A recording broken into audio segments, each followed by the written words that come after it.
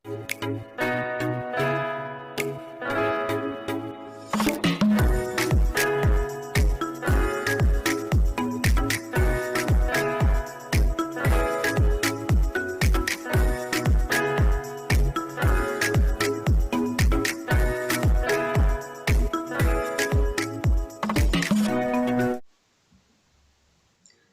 semuanya, selamat datang di video pembelajaran kimia. Bagaimana kabar kalian? Semoga kalian selalu dalam keadaan sehat ya, dan tetap semangat dalam belajar. Dalam video pembelajaran kita kali ini, kita akan belajar tentang senyawa hidrokarbon. Tetapi sebelumnya perkenalkan nama kakak Valentina Maria.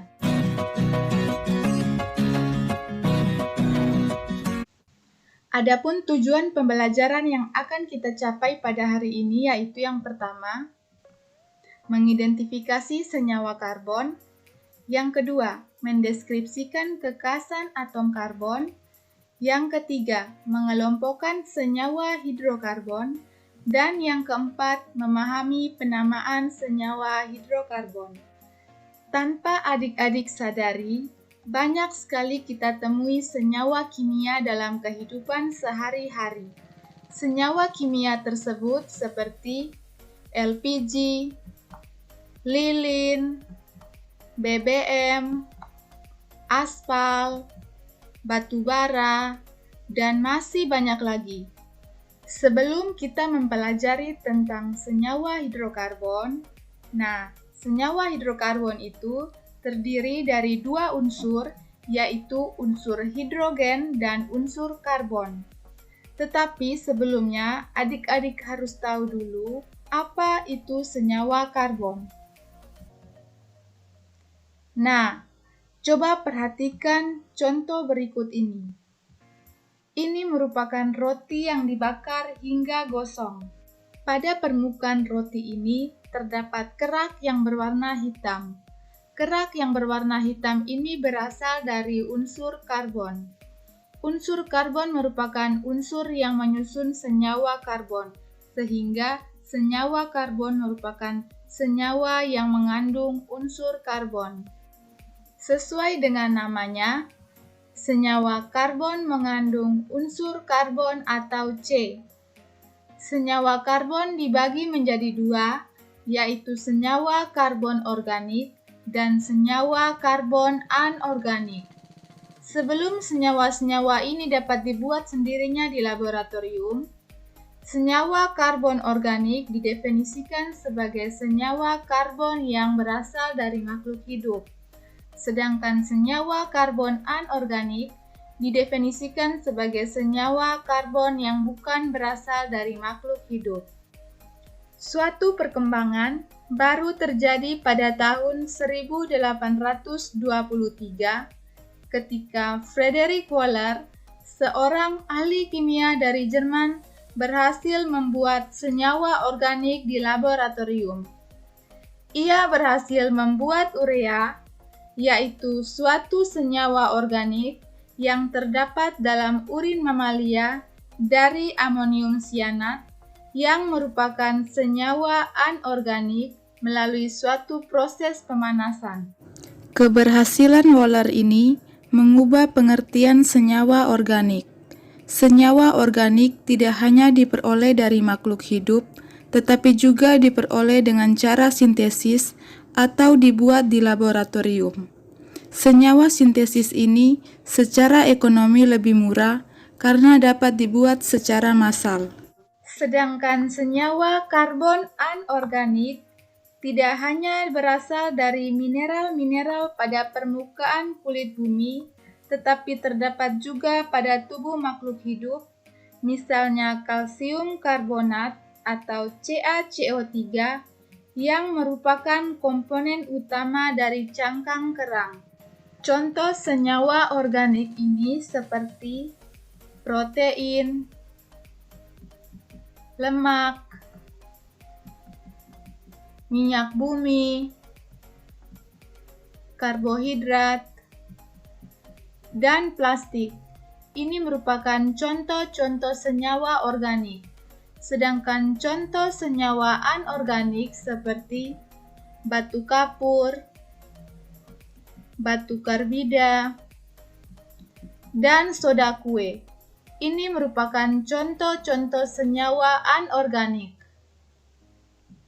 Salah satu senyawa karbon yang telah kita bahas tadi yaitu senyawa hidrokarbon. Pasti adik-adik bertanya, apa itu senyawa hidrokarbon?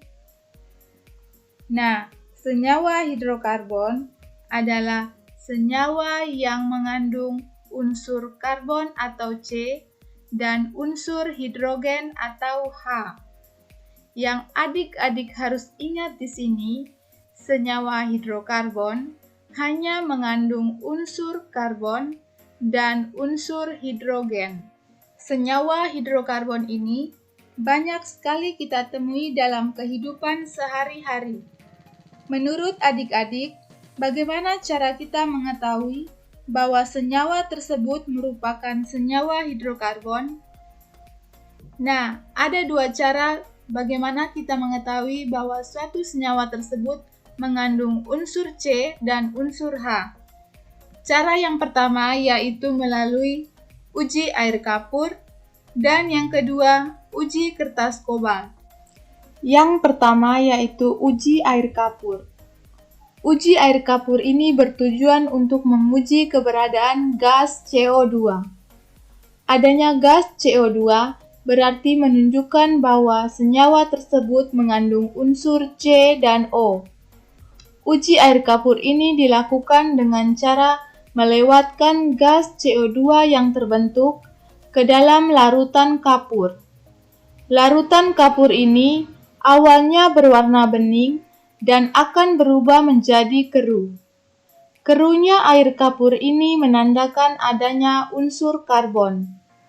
Reaksi dari uji air kapur ini adalah CO2 gas tambah CaOH2 kali akus menghasilkan CaCO3 solid tambah H2O liquid. Selanjutnya yaitu uji kertas kobalt. Uji kertas kobalt ini digunakan untuk mengetahui adanya senyawa H2O.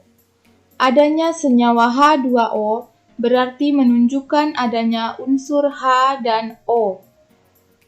Pengujian menggunakan kertas kobalt ini dilakukan dengan cara menyentuhkan kertas kobalt ke uap air hasil pembakaran senyawa karbon. Jika bereaksi dengan uap air, maka kertas kobalt yang awalnya berwarna biru akan berubah warna menjadi merah jambu. Reaksi dari uji kertas kobalt ini adalah CoCl2 tambah H2O liquid menghasilkan CoCl2 6H2O. Dalam kehidupan sehari-hari, banyak sekali kita jumpai senyawa hidrokarbon. Mengapa demikian? Apakah adik-adik sudah mengetahuinya? Nah, hal ini dikarenakan atom karbon mempunyai kekhasan tersendiri dari atom-atom lainnya. Kekhasan atom yang pertama yaitu memiliki 4 elektron valensi.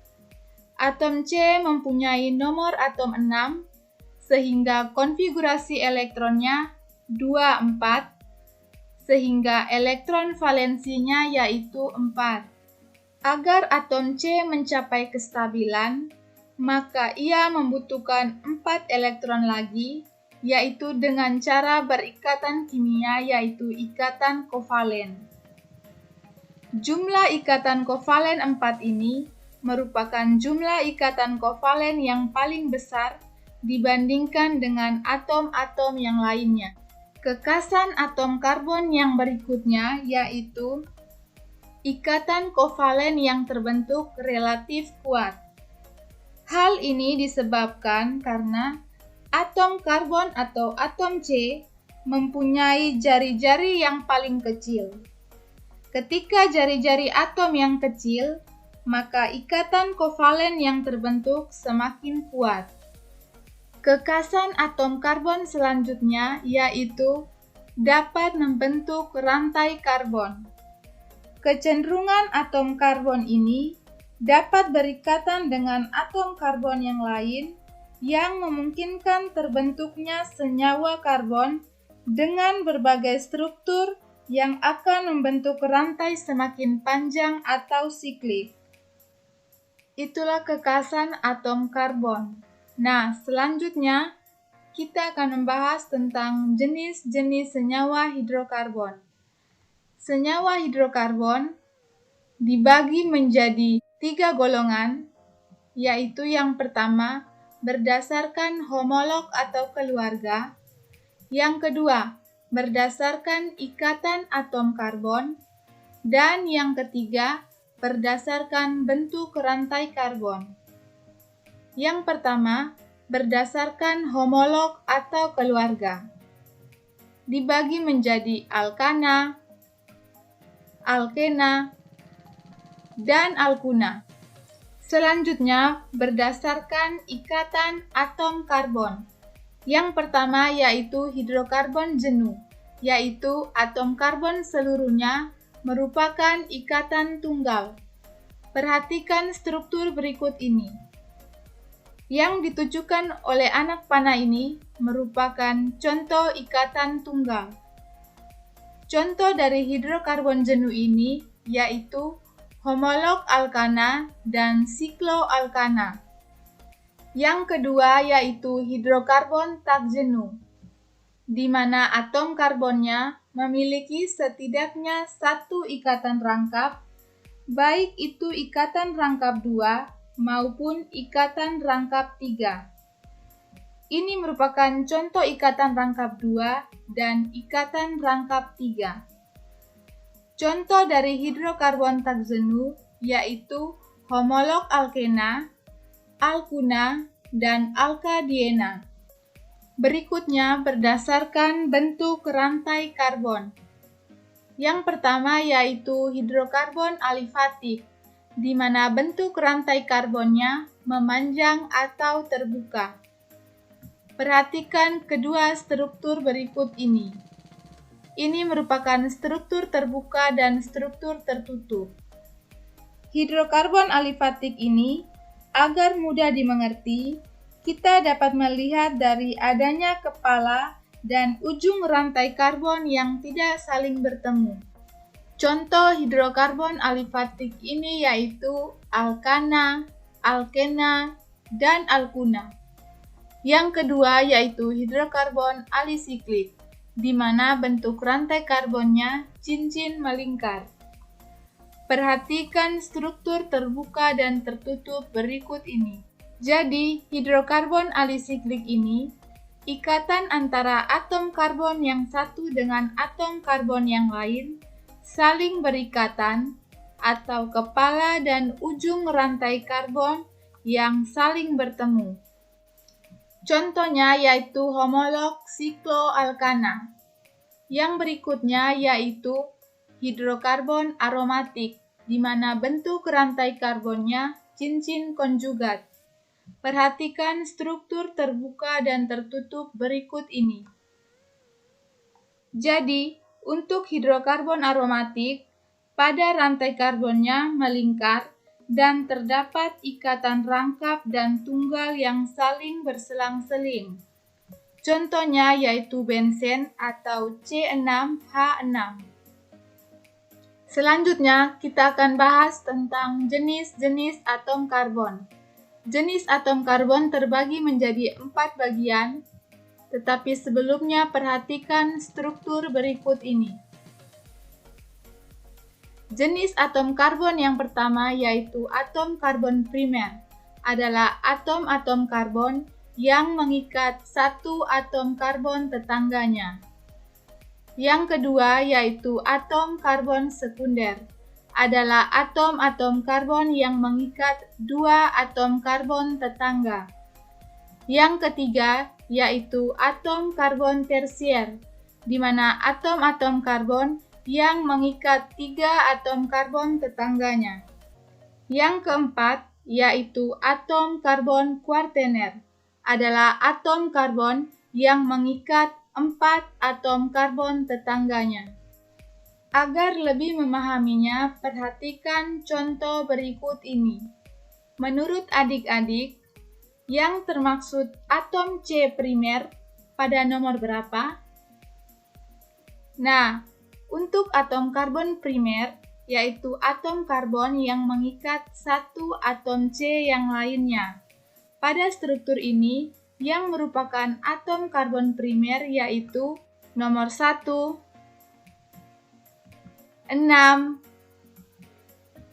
7, 8, dan 9.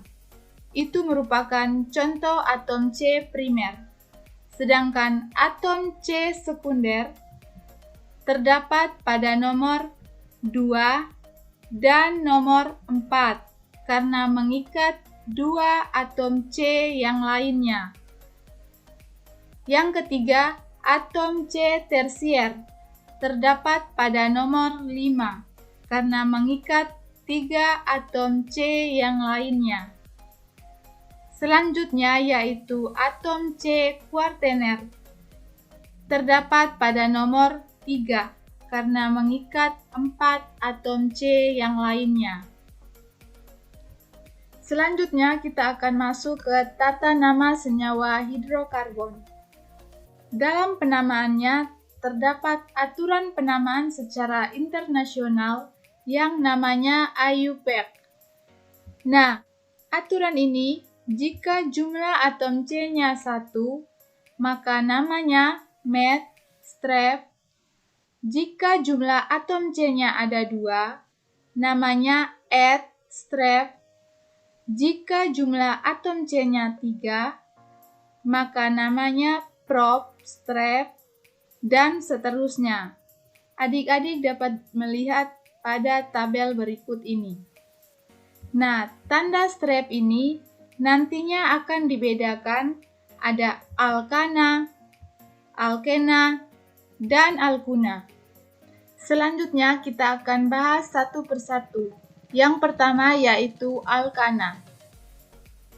Alkana adalah hidrokarbon alifatik jenuh dengan rumus umum CnH2n+2.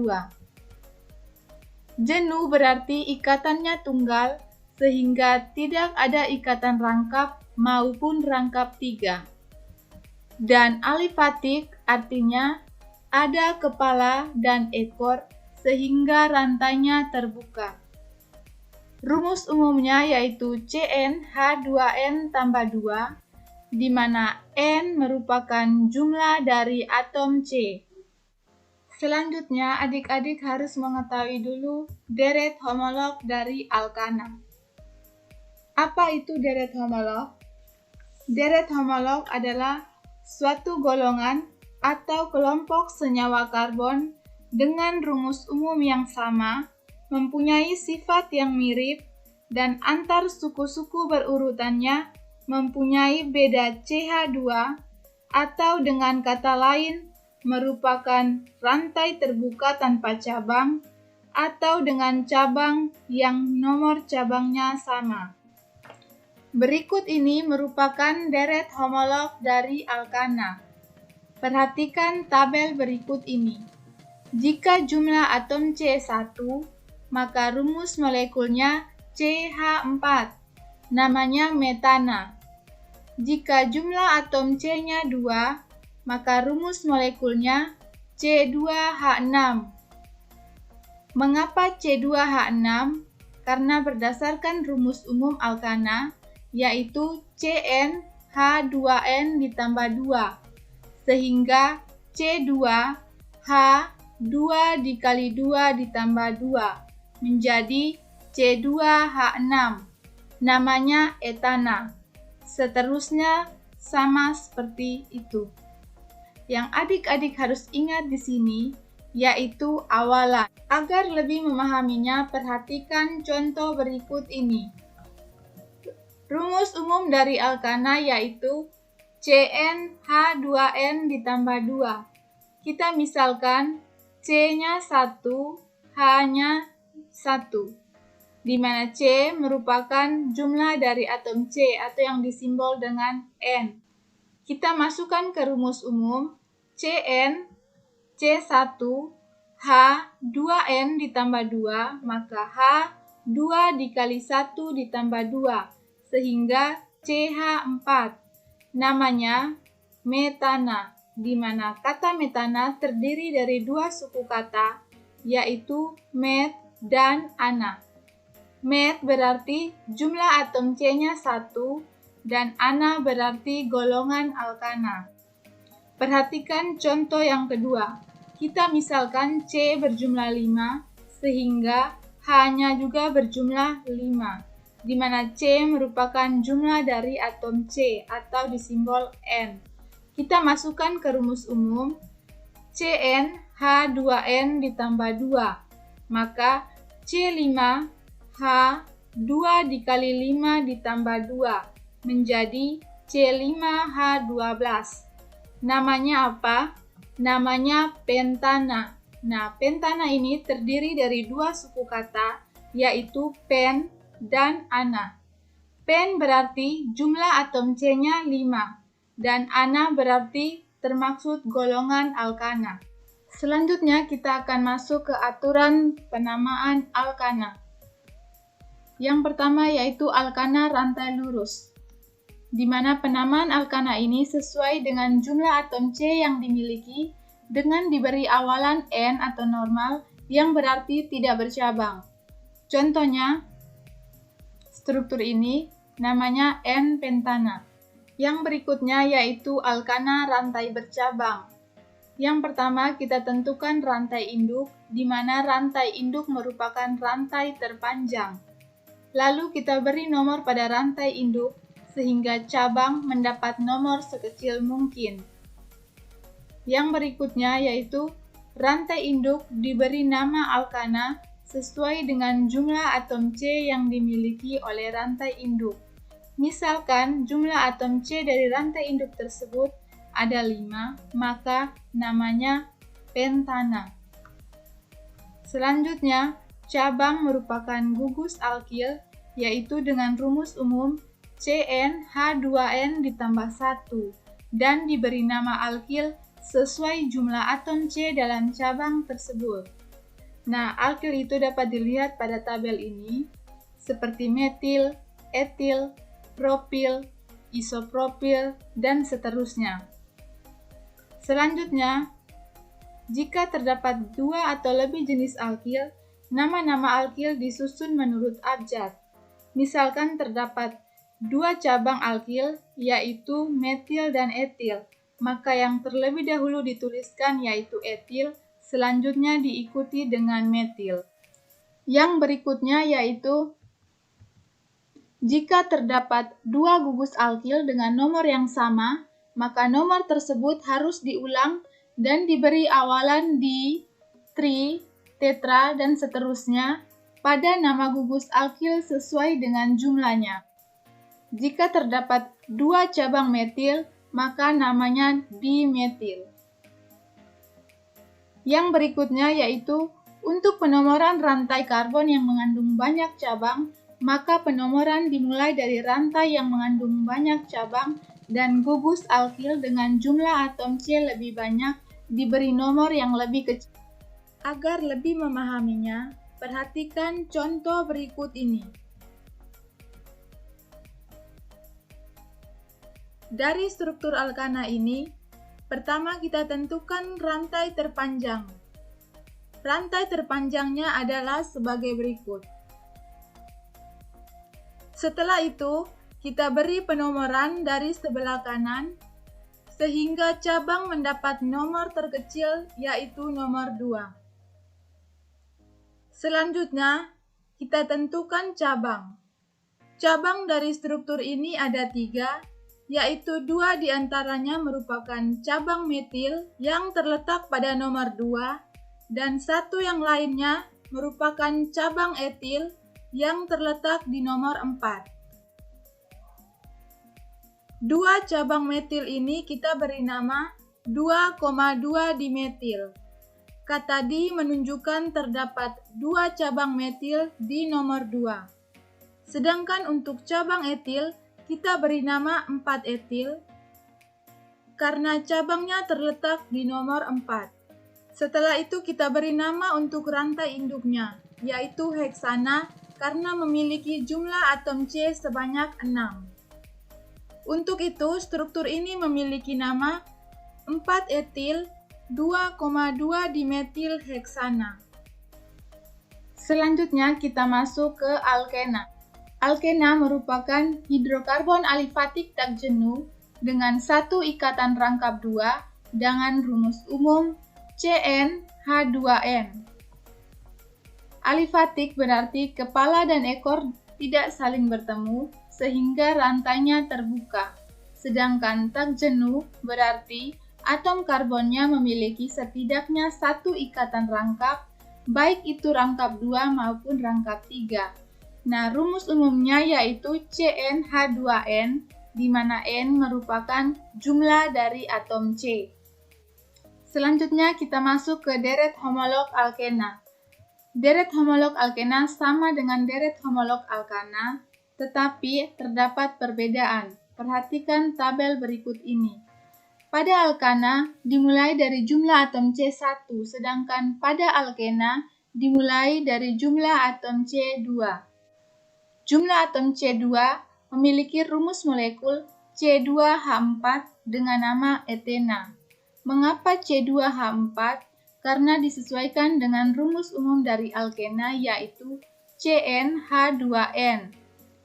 Sehingga C2H 2 dikali 2 menjadi C2H4. Dan seterusnya. Yang perlu diingat di sini, akhirannya harus diakhiri dengan kata ena yang merupakan golongan alkena. Untuk memahaminya, perhatikan contoh berikut ini. Rumus umum dari alkena yaitu CnH2n. Kita misalkan C-nya 2, H juga 2. C ini merupakan N, di mana N merupakan jumlah dari atom C. Kita masukkan ke rumus umum CnH2n, maka C2H2 dikali 2, sehingga C2H4. Namanya etena. Etena ini memiliki dua suku kata yaitu et dan ena. Et berarti jumlah atom C-nya ada 2, sedangkan ena berarti termaksud golongan alkena. Perhatikan contoh yang kedua. Kita misalkan C5, H-nya juga berjumlah 5. C ini merupakan N. Kita masukkan ke rumus umum C5H 2 dikali 5, sehingga C5H10. Namanya apa? Namanya pentena. Nah, pentena ini terdiri dari dua suku kata, yaitu pen dan ena. Pen berarti jumlah atom C-nya ada 5, dan ena berarti golongan alkena. Selanjutnya kita akan masuk ke aturan penamaan alkena. Yang pertama yaitu alkena rantai lurus. Penamaannya hampir sama dengan penamaan alkana, tetapi akhiran ana diganti dengan ena dan diberi awalan nomor yang menunjukkan letak ikatan rangkap duanya. Contohnya sebagai berikut. Dari struktur ini mempunyai nama 2 pentena yang menunjukkan ikatan rangkap 2 pada nomor 2. Berikutnya yaitu alkena rantai bercabang. Yang pertama, kita tentukan rantai induk alkena, yaitu rantai karbon terpanjang yang mengandung ikatan rangkap 2. Selanjutnya, beri penomoran rantai induk dimulai dari atom C yang terdekat dengan ikatan rangkap tanpa memperhatikan letak rantai cabang. Kemudian diikuti tanda strap dan nama dari rantai induk. Agar lebih memahaminya, perhatikan contoh berikut ini. Dari struktur ini, pertama-tama kita tentukan rantai terpanjang. Rantai terpanjang pada alkena yaitu rantai yang mengandung ikatan rangkap 2. Rantai terpanjang pada struktur ini adalah sebagai berikut. Selanjutnya kita beri penomoran, yaitu penomoran dimulai dari sebelah kiri, sehingga ikatan rangkap 2 mendapat nomor terkecil yaitu nomor 2. Setelah itu kita tentukan cabang. Cabang dari struktur ini ada 3, yaitu 2 diantaranya terletak di nomor 4 dan 1 diantaranya di nomor 5. Ketiga cabang ini merupakan cabang metil, sehingga kita beri nama 4,4,5 trimetil. Kata tri menunjukkan terdapat 3 cabang metil. Setelah itu kita beri nama untuk rantai induknya. Karena rantai induk mengandung 7 atom C, maka namanya heptena dan terdapat ikatan rangkap 2 di nomor 2 sehingga nama rantai induknya yaitu 2 heptena. Untuk itu, struktur ini memiliki nama 4,4,5 trimetil 2 heptena. Ini merupakan contoh struktur yang memiliki satu ikatan rangkap 2. Bagaimana dengan struktur yang memiliki 2 ikatan rangkap 2 di dalamnya? Perhatikan contoh berikut ini. Pertama-tama kita tentukan rantai terpanjang. Rantai terpanjang adalah rantai yang mengandung ikatan rangkap 2 di dalamnya. Pada struktur ini, rantai terpanjangnya adalah sebagai berikut. Setelah itu kita beri penomoran, dan penomoran dimulai dari sebelah kanan, sehingga ikatan rangkap 2-nya mendapat nomor terkecil yaitu nomor 2, dan ikatan rangkap yang satu lagi mendapat nomor 5. Selanjutnya kita tentukan cabang. Cabang pada struktur ini terdiri dari 2 cabang, yaitu 1 cabang metil dan 1 cabang etil. Untuk cabang metil yang terletak di nomor 5, kita beri nama 5 metil. Sedangkan untuk cabang etil yang terletak di nomor 3, kita beri nama 3 etil. Setelah itu kita beri nama untuk rantai induknya, yaitu 1,4 heksadiena. 1,4 berarti terdapat 2 ikatan rangkap di nomor 1 dan nomor 4. Sedangkan heksa berarti heksena yang menunjukkan jumlah atom C pada rantai terpanjang sebanyak 6. Sedangkan kata di menunjukkan terdapat 2 ikatan rangkap di dalamnya. Untuk itu, struktur ini memiliki nama 3 etil, 5 metil, 1,4 heksadiena. Selanjutnya kita masuk ke alkuna. Alkuna merupakan hidrokarbon alifatik tak jenuh dengan 1 ikatan rangkap 3 dengan rumus umum CnH2n dikurang 2. Alifatik berarti kepala dan ekor yang tidak saling bertemu sehingga memiliki rantai terbuka. Sedangkan tak jenuh berarti atom karbonnya memiliki setidaknya 1 ikatan rangkap, baik itu rangkap 2 maupun rangkap 3. Rumus umumnya CnH2n dikurang 2, di mana N merupakan jumlah dari atom C. Selanjutnya kita akan masuk ke deret homolog dari alkuna. Deret homolog dari alkuna sama dengan deret homolog dari alkena. Tetapi untuk deret homolog alkuna, akhiran ena diganti dengan una. Agar lebih memahaminya, perhatikan contoh berikut ini. Rumus umum dari alkuna yaitu CnH2n dikurang 2. Kita misalkan C berjumlah 2, sehingga H-nya juga berjumlah 2. C ini merupakan N yaitu jumlah dari atom C. Kita masukkan ke rumus umum CnH2n dikurang 2, sehingga C2H 2 dikali 2 dikurang 2 menjadi C2H2. Namanya etuna, di mana kata etuna terdiri dari 2 suku kata, yaitu et dan una. Kata et berarti jumlah atom C-nya ada 2, sedangkan una berarti golongan alkuna. Perhatikan contoh yang kedua. C5H5, di mana C merupakan N yaitu jumlah dari atom C. Kita masukkan ke rumus umum C5H2 dikali 5 dikurang 2 sehingga C5H8. Namanya apa? Namanya pentuna. Pentuna ini terdiri dari 2 suku kata yaitu pen, dan una.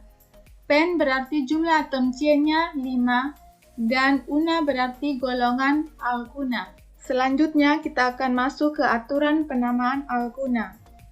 Aturan penamaan alkuna sama dengan alkena, tetapi akhiran ena diganti dengan una, dan diberi awalan nomor yang menunjukkan letak ikatan rangkap tiganya.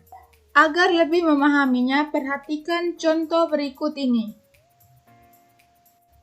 Dari struktur alkuna ini, pertama kita tentukan rantai terpanjang.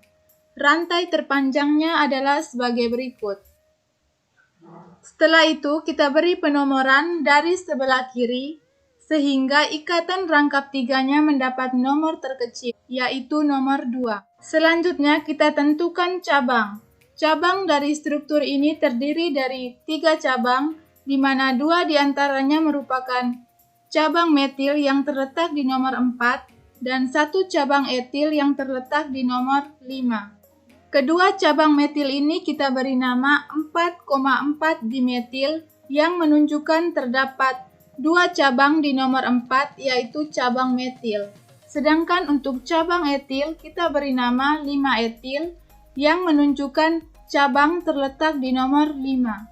Setelah itu kita beri nama untuk rantai induknya, yaitu 2 heptuna. 2 berarti terdapat ikatan rangkap 3 di nomor 2, sedangkan heptuna berarti rantai terpanjangnya memiliki jumlah atom C sebanyak 7. Untuk itu, struktur ini memiliki nama 5 etil, 4,4 dimetil, 2 heptuna. Ini merupakan salah satu contoh untuk struktur alkuna yang memiliki 1 ikatan rangkap 3. Bagaimana jika terdapat 2 ikatan rangkap 3 di dalam satu struktur? Simak contoh berikut ini. Ini merupakan struktur dari alkuna yang memiliki 2 ikatan rangkap 3 di dalamnya.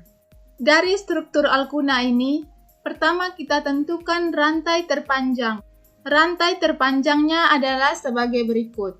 Rantai terpanjang ini mengandung 2 ikatan rangkap 3 di dalamnya. Setelah itu kita beri penomoran, yaitu penomoran dari sebelah kiri, sehingga ikatan rangkap 3-nya mendapat nomor yang terkecil, yaitu nomor 2 dan nomor 5. Setelah itu kita tentukan cabang. Cabang dari struktur ini ada di nomor 4, yaitu cabang etil, sehingga memiliki nama 4 etil. Setelah itu kita beri nama untuk rantai induknya, yaitu 2,5 oktadiuna. 2,5 ini menunjukkan terdapat ikatan rangkap 3 di nomor 2 dan nomor 5. Sedangkan okta berarti oktuna yang menunjukkan rantai terpanjang memiliki jumlah atom C sebanyak 8. Dan kata di menunjukkan terdapat 2 ikatan rangkap 3 pada struktur ini. Untuk itu, struktur ini memiliki nama 4 etil 2,5 oktadiuna. Sekian penjelasan dari Kakak mengenai materi senyawa hidrokarbon. Semoga dengan penjelasan ini kalian dapat memahami materi senyawa hidrokarbon. Sekian dan terima kasih.